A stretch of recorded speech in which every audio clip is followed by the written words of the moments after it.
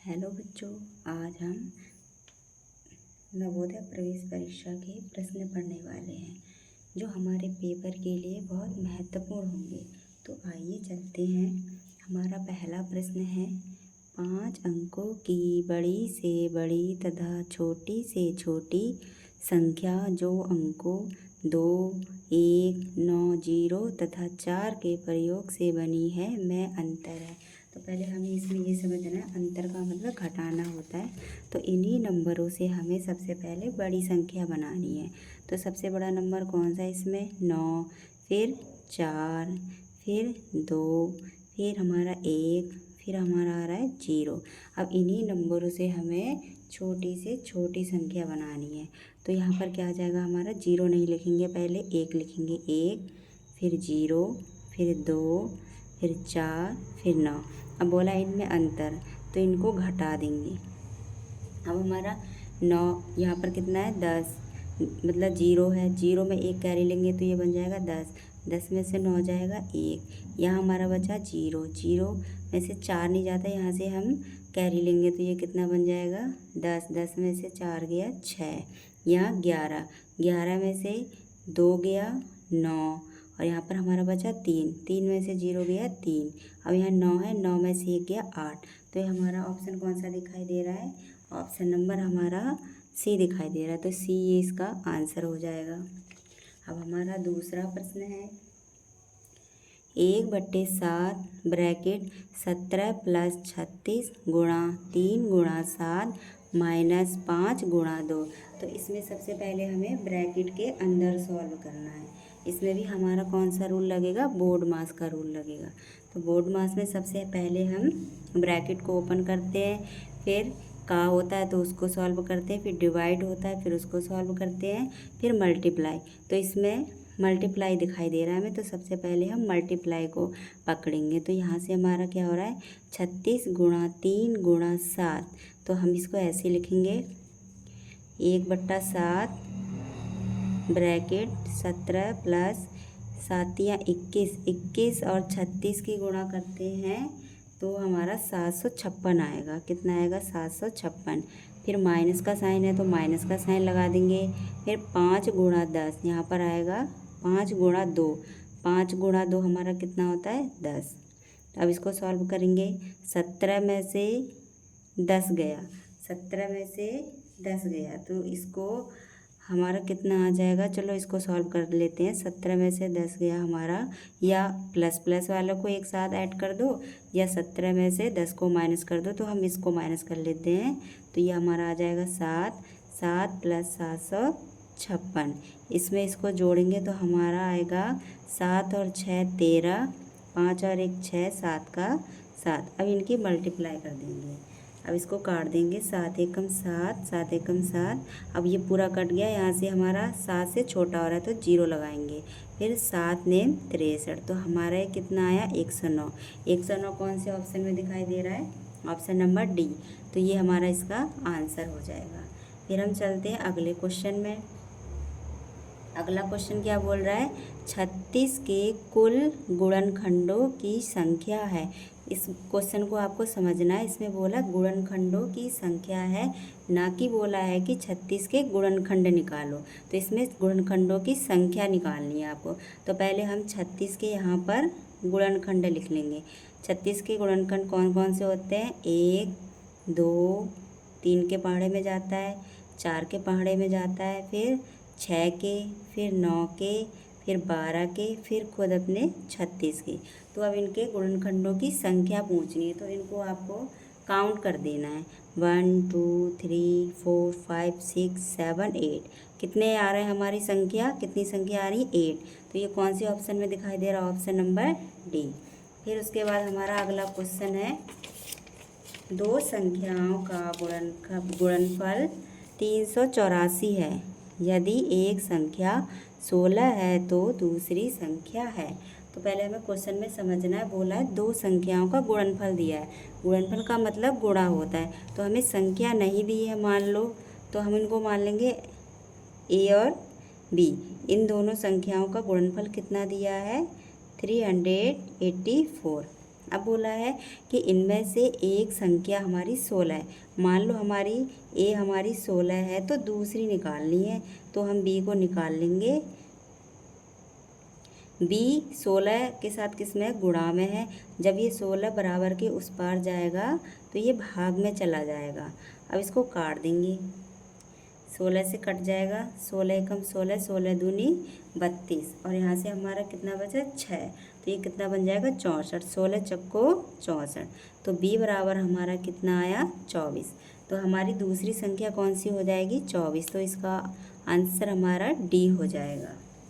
फिर अगला प्रश्न है हमारा, दंड ग्राफ बेची गई कारों की संख्या दर्शाता है। तो बच्चों इसमें बोला है कि ये जो हमारी कारों की संख्या को दर्शा रहा है, तो चलिए देखते हैं। यह हमारी बेची गई कारों की कुल संख्या दी है और यहाँ पर हमारे महीने दिए हैं, जनवरी, फरवरी, मार्च, अप्रैल और मई।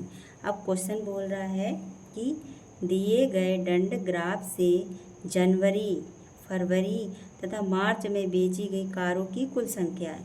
तो हमें देखना है कुल संख्या बोली है, तो हमें पहले जनवरी का देखना है, फिर मार्च का, फिर मई का।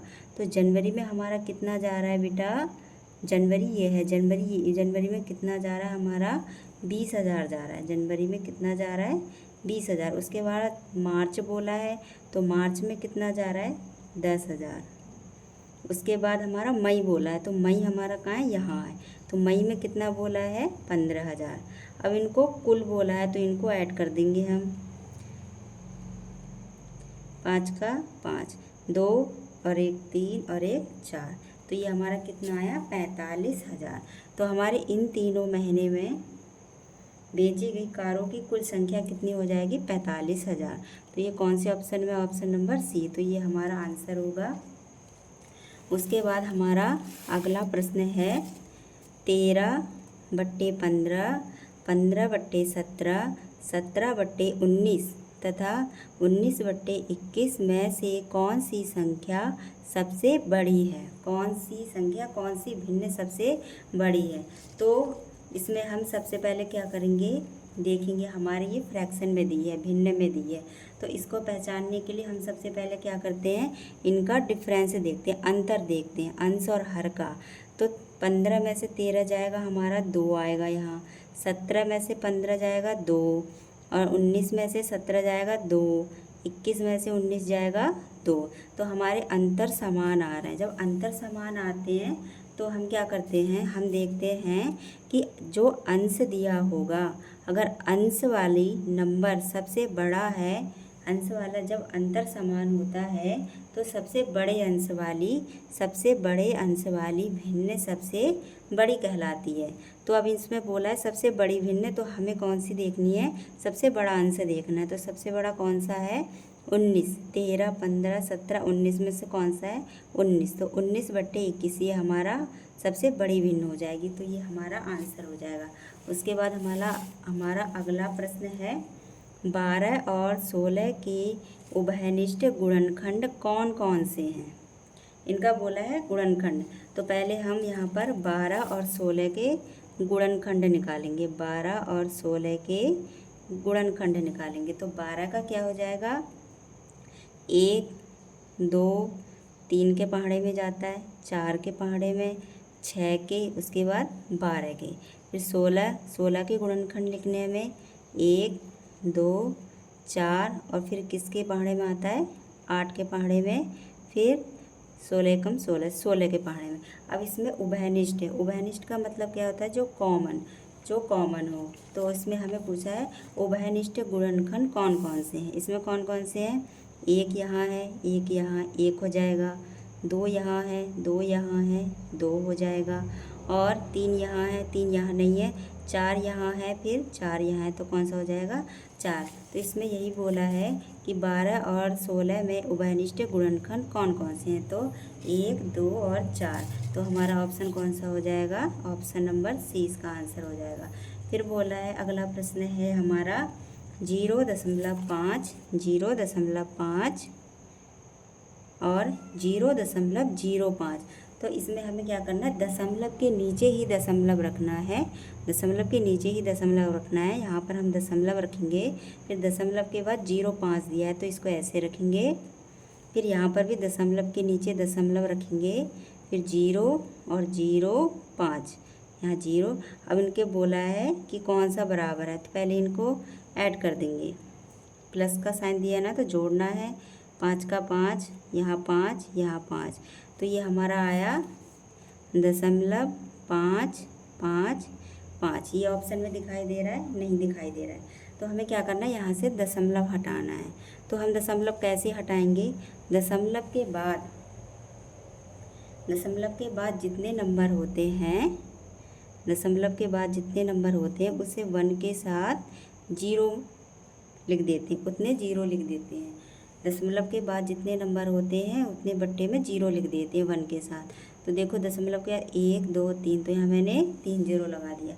ये ऑप्शन में है नहीं है, फिर इसको हम काट देंगे, यहाँ 0 है, यहाँ 5 है, तो हम ये तो 2 से जाएगा लेकिन ये 2 से नहीं जाएगा, तो हम 5 से देखेंगे, क्योंकि 5 का रूल क्या कहता है, उसका इकाई अंक 0 और 5 होना चाहिए, तो ये 5 से कट जाएगा।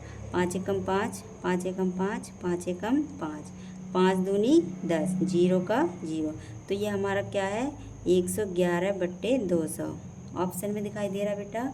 तो ऑप्शन नंबर बी यही हमारा आंसर हो जाएगा।